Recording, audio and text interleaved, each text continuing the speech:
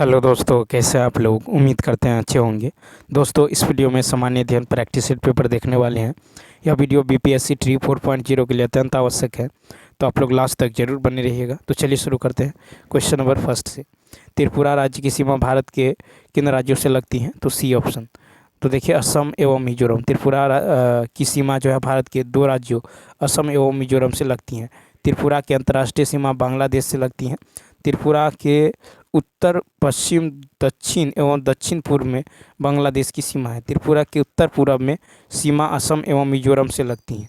ठीक है। असम राज्य की सीमा सेवन सिस्टर्स स्टेट के अन्य 6 राज्यों एवं पश्चिम बंगाल से लगती है। असम की अंतर्राष्ट्रीय सीमा बांग्लादेश एवं भूटान से लगती है। नेक्स्ट, रेखा निम्नलिखित में से किस राज्य से नहीं गुजरती है? तो देखिए, सी ऑप्शन। कर्क रेखा जो है ये केवल 3 यानी उत्तर प्रदेश। तो देखिए, कर्क रेखा उत्तर प्रदेश से नहीं गुजरती है। ठीक है। कर्क रेखा जो है 8 राज्यों से गुजरती है। उनका पश्चिम से पूर्व की ओर क्रम है। वो गुजरात, राजस्थान, मध्य प्रदेश, छत्तीसगढ़, झारखंड, पश्चिम बंगाल, त्रिपुरा एवं मिजोरम।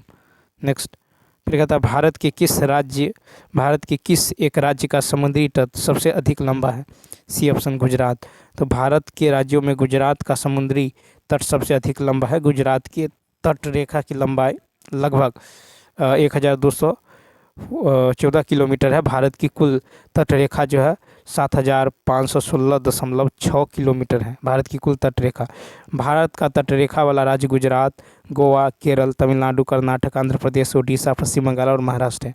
विश्व का सबसे लंबी समुद्री तट रेखा कनाडा का है, देश का। नेक्स्ट, 34 है कि अंडमान द्वीप समूह में सबसे दक्षिण में कौन जो है, दक्षिण में निम्न में से कौन सा है? तो C option, little Andaman.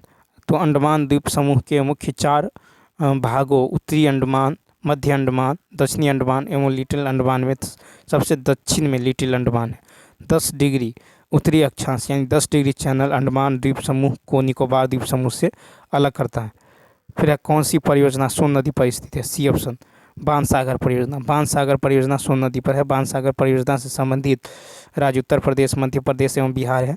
Gandhi Sagar परियोजना चंबल नदी पर है। गांधी सागर परियोजना से संबंधित राज्य मध्य प्रदेश है। जवाहरलाल परियोजना भी चंबल नदी पर स्थित है। जवाहर सागर परियोजना से संबंधित राज्य जो है राजस्थान है। नेक्स्ट, फिर है कि कोपेन के जलवायु वर्गीकरण के आधार पर तमिलनाडु के कोरोमंडल तट पर जो कौन सी जलवायु पाई जाती है? तो देखिए, 36 का होगा बी ऑप्शन, एएस।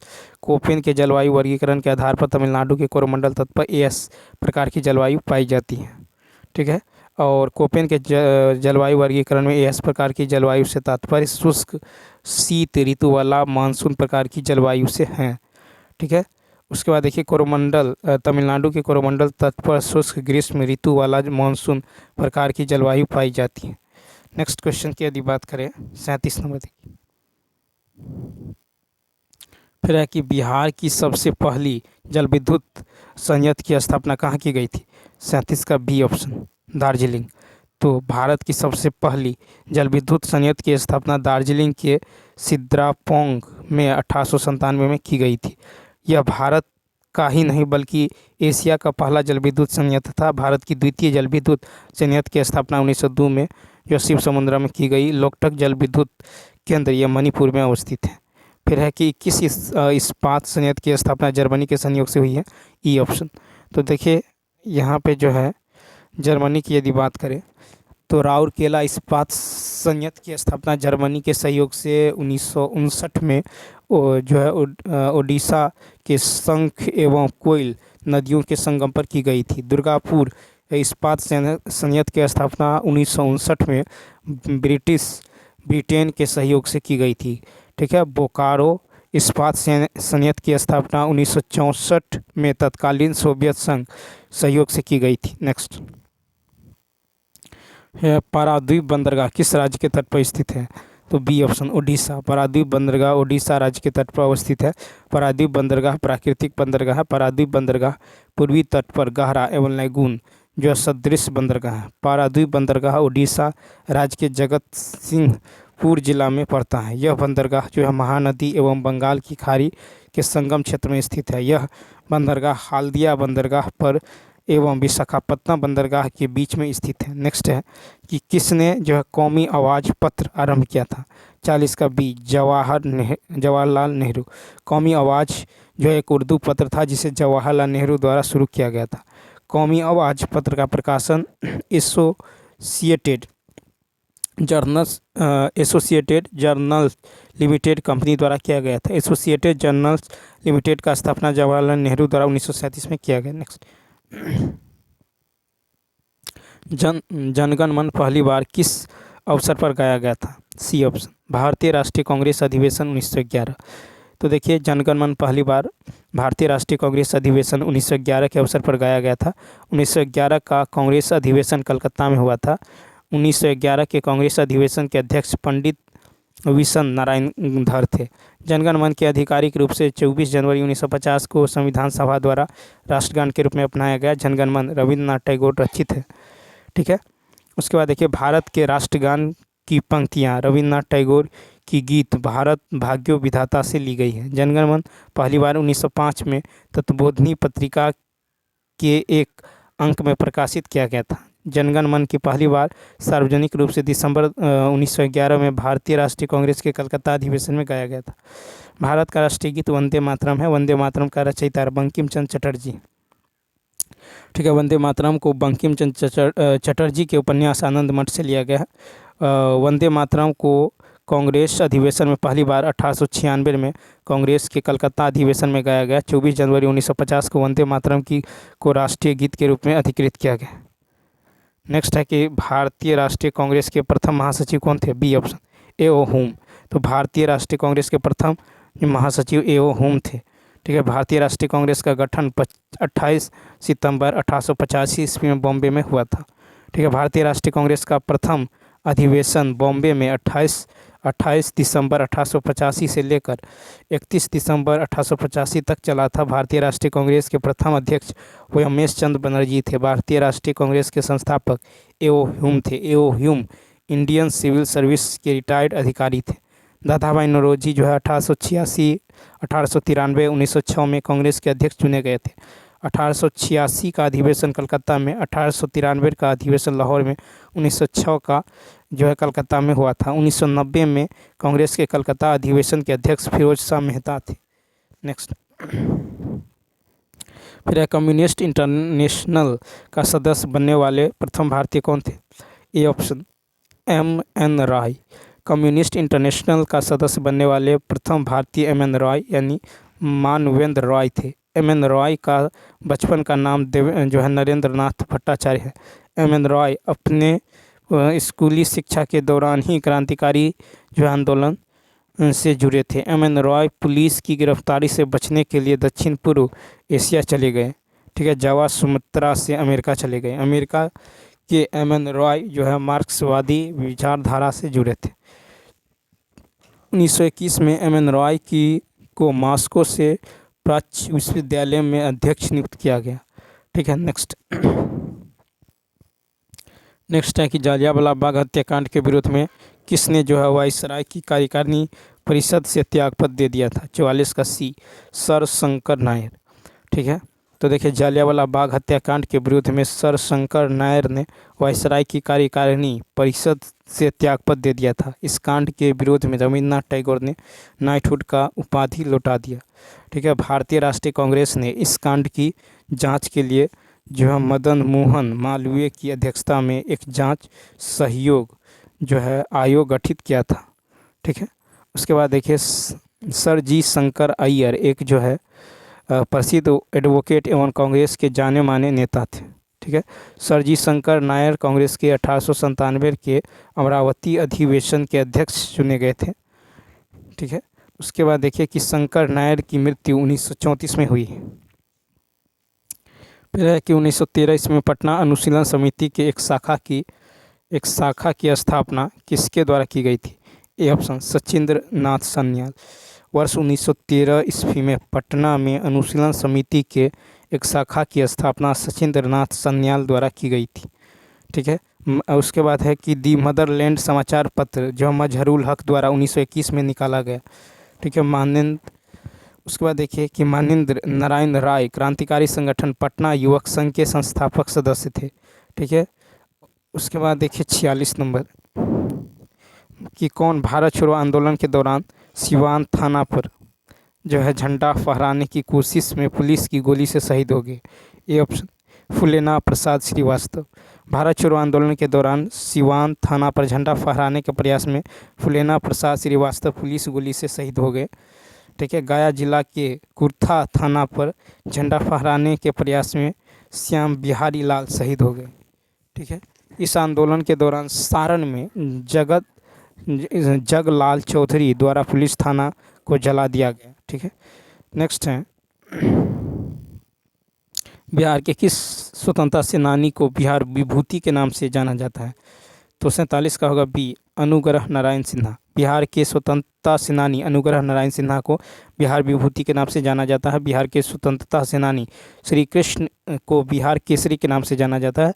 स्वतंत्रता सेनानी कर्पूरी ठाकुर को जननायक के नाम से जाना जाता है। डॉक्टर अनुग्रह नारायण सिन्हा जो है बिहार के प्रथम जो उप मुख्यमंत्री हुए हैं। ठीक है। डॉक्टर अनुग्रह नारायण सिन्हा। फिर है श्री कृष्ण सिंह बिहार के द्वितीय प्रीमियम प्रधानमंत्री एवं प्रथम मुख्यमंत्री बने। नेक्स्ट 48 नंबर देखिए कहता है कि राज्यसभा में संस्थानों का आवंटन किस अनुसूची में है? E option. तो देखिए जो है यहाँ पे राज्यसभा में स्थानों का आवंटन से संबंधित अनुसूची जो है राज्यसभा में सीटों के आवंटन का उल्लेख भारतीय संविधान के चौथी अनुसूची में है। प्रथम अनुसूची में राज्य एवं संघ क्षेत्र का उल्लेख है। द्वितीय अनुसूची में महत्वपूर्ण पदों के वेतन भत्तों का उल्लेख है। तृतीय अनुसूची में महत्वपूर्ण पदों के शपथ प्रतिज्ञान ठीक है प्रतिज्ञान के प्रारूप का उल्लेख है। मूल संविधान में कुल 8 अनुसूचियाँ थी, वर्तमान में कुल 12 अनुसूची हैं। ठीक है। उस पर 9वीं अनुसूची 1951 में, 10वीं अनुसूची 1985, 11वीं अनुसूची 1992 और 12वीं अनुसूची 1992 में संविधान को जोड़ी गई है। फिर है कि संघ की राजभाषा हिंदी और लिपि देवनागरी होगी, इस बात का उल्लेख संविधान के किस भाग में है? 49 का सी भाग 17। ठीक है। तो भाग संघ की राजभाषा हिंदी और लिपि देवनागरी होगी, इस बात का उल्लेख भारतीय संविधान के भाग 17 में। संघ की राजभाषा हिंदी और लिपि देवनागरी होगी, इस बात का उल्लेख भारतीय संविधान के अनुच्छेद 343 में है। भाग 17 विस्तार अनुच्छेद 343 से अनुच्छेद 351 ईस्वी है।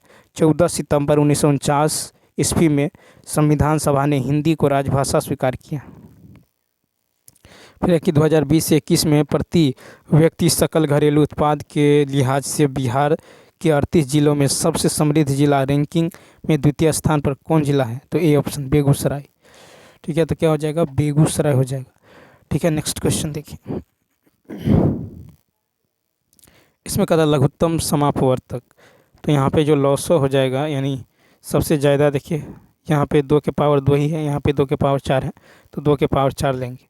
उसके बाद देखिए 3 के पावर यहाँ पे 5 है, यहाँ पे यदि देखें तो 3 के पावर जो है यहाँ पे हो जाएगा आपको 6। देखिए तो 3 के पावर यहाँ पे 6 लेंगे। उसके बाद देखिए 5 के पावर जो है यहाँ पे 3 है, यहाँ पे 5 है यानी सबसे ज़्यादा पावर। ठीक है। 5 के पावर 5 और 7 के पावर यहाँ पे क्या हो जाएगा?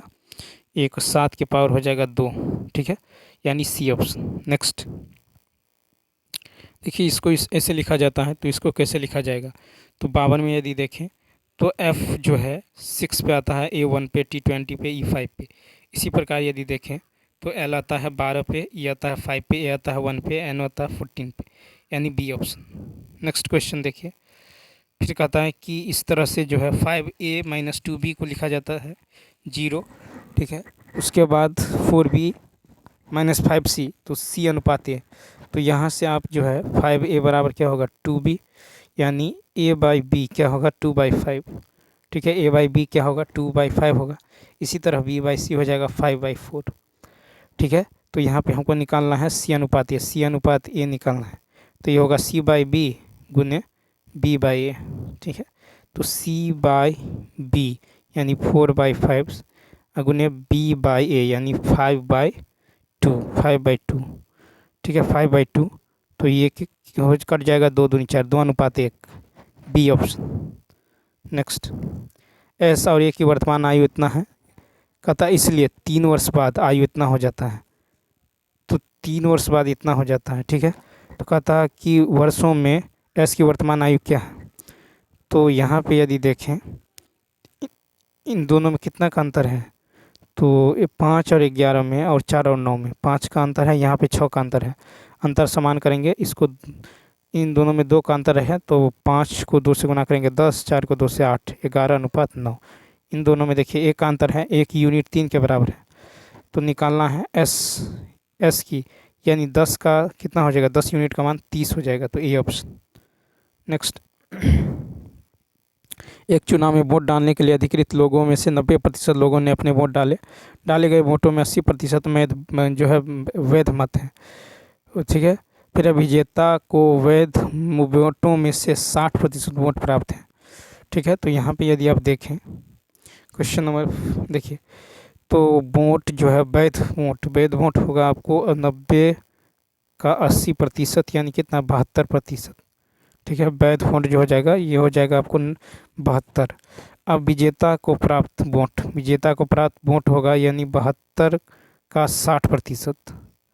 ठीक है, यानी होगा 43.2%। ठीक है, तो प्रश्न से देखिए आपको इतना का मान दे दिया गया है, कितना ये दे दिया गया है 64800।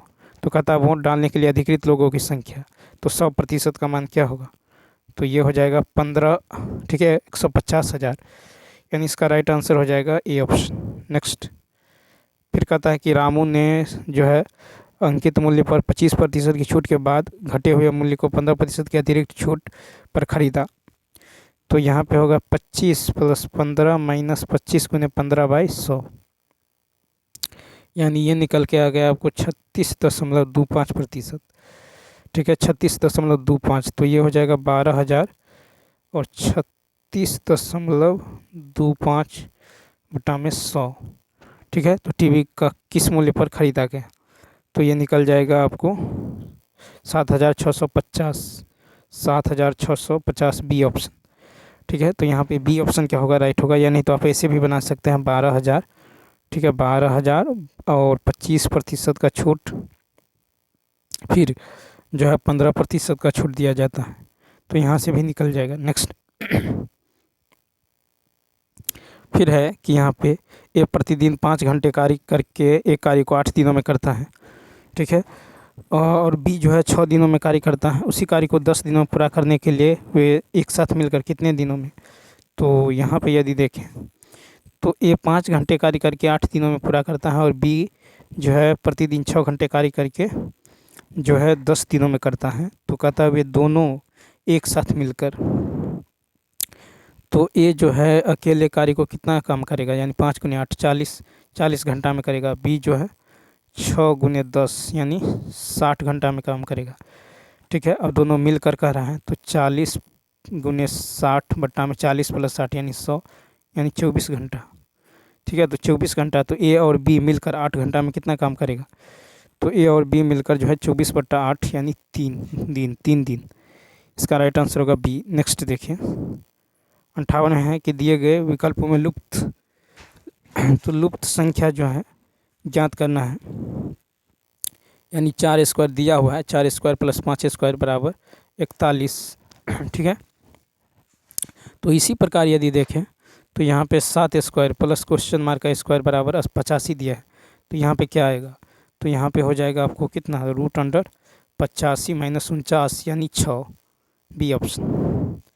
फिर देखिए 59 है कि निम्नलिखित किस स्थिति में जल के वाष्पीकरण में वृद्धि होगी, तो डी ऑप्शन। तो देखिए वह प्रक्रिया जिसके द्वारा जल द्रव से वाष्प या गैस में परिवर्तित होती है वाष्पीकरण कहलाती है। ठीक है, तो पृष्ठीय क्षेत्रफल में वृद्धि से और जल के तापमान में वृद्धि से जल वाष्पीकरण में वृद्धि होगा। नेक्स्ट 60 नंबर है कि कौन से तत्व जो है समूह 1A जो है कि समान आवर्त से संबंधित है, तो इसका सी ऑप्शन लिंक। ठीक है, Li, Na और K। ठीक है, लिथियम, सोडियम और पोटेशियम तत्व जो है समूह 1A के समान आवर्त से संबंधित है। ठीक है, समूह 1A के तत्व की प्रकृति मुलायम है। ठीक है, नेक्स्ट क्वेश्चन देखिए 61, भोजन में खाली स्थान की उपस्थिति पर परीक्षण करने के लिए आयोडीन का उपयोग किया जाता है। 61 का ए ऑप्शन स्टार्च। तो भोजन में स्टार्च की उपस्थिति का परीक्षण करने पर आयोडीन का उपयोग किया जाता है। ठोस आयोडीन का रंग बैगनी भूरे से जो है थोड़ा काला होता है। आयोडीन पानी में घुलनशील है। नेक्स्ट देखिए, फिर यदि कोई वस्तु गति करना शुरू करती है, यदि बिल्कुल भी घर्षण न हो तो क्या होगा? 62 का बी ऑप्शन, वस्तु कभी नहीं रुक सकती है। फिर है कि एशिया और अफ्रीका को पृथक करती है, बी ऑप्शन, स्वेज नहर। ठीक है, एशिया और अफ्रीका को पृथक करती है स्वेज नहर। ठीक है, स्वेज नहर जो है का राष्ट्रीयकरण जो है कर्नल नासिर ने 1956 ईस्वी में किया था। ठीक है, स्वेज नहर का निर्माण जो है कार्य 1854 में एक फ्रांसीसी इंजीनियर जो है फर्ननिंड डी लेसेप्स किया था। स्वेज नहर का 1869 इसमें निर्माण हुआ था। नेक्स्ट, खाली स्थान एक बहुकोशिकीय जीव है, तो देखिए ए ऑप्शन, एगेरिक्स जो है एक बहुकोशिकीय जीव है। कोशिका जीव के आधारभूत संरचनात्मक एवं क्रियात्मक इकाई है। साइटोलॉजी में कोशिका का अध्ययन किया जाता है। हमारे भोजन में मौजूद जो है काफ़ी पालक, प्याज और चाय ज़्यादातर हमें भोजन के रूप में निम्नलिखित में से कौन सा तत्व प्रदान करते हैं? तो इसका होगा सी ऑप्शन, यानी फ्लोराइड। नेक्स्ट, द्रव में पूर्णतः या आंशिक डूबे हुए किसी पिंड के ऊपर की ओर लगने वाले उत्प्लावन बल जो पिंड द्वारा विस्थापित द्रव के भार के बराबर है, यह खाली स्थान कथन से संबंधित है। तो देखिए इसका जो राइट आंसर हो जाएगा, ये हो जाएगा आपको 65 का। ठीक है, 66 का राइट आंसर हो जाएगा ए ऑप्शन, यानी आर्किमिडीज के सिद्धांत। ठीक है, उत्प्लावन वस्तु का भार घटा देता। नेक्स्ट क्वेश्चन देखिए, फिर है कि किसे वर्ष 2023-24 में भारतीय उद्योग परिसंघ ICC भारतीय उद्योग परिसंघ के अध्यक्ष के रूप में नियुक्त किया गया? 67 का देखिए C option, R Dinesh. Next है कि Steel Authority of India Limited के नए अध्यक्ष कौन बने हैं? 68 का बी, अमरेंदु प्रकाश। नेक्स्ट है 95वें अकादमी पुरस्कार से किस भारतीय फिल्म सर्वश्रेष्ठ वृत्तचित्र लघु फिल्म श्रेणी में ऑस्कर पुरस्कार जीता है? तो 69 का जो हो जाएगा, ये हो जाएगा सी ऑप्शन, दी एलिफेंट्स वेट। ठीक है, वही पर्स। फिर नव स्थापित वीरांगना दुर्गावती टाइगर रिजर्व सहित मध्य प्रदेश में कितने भाग अभ्यारण्य हो गए हैं? 70 का देखिए सी ऑप्शन, 7। तो चलिए दोस्तों, इस वीडियो में इतना ही। यदि यह वीडियो अच्छा लगा हो तो लाइक, शेयर और सब्सक्राइब करना न भूलें। Thanks for watching.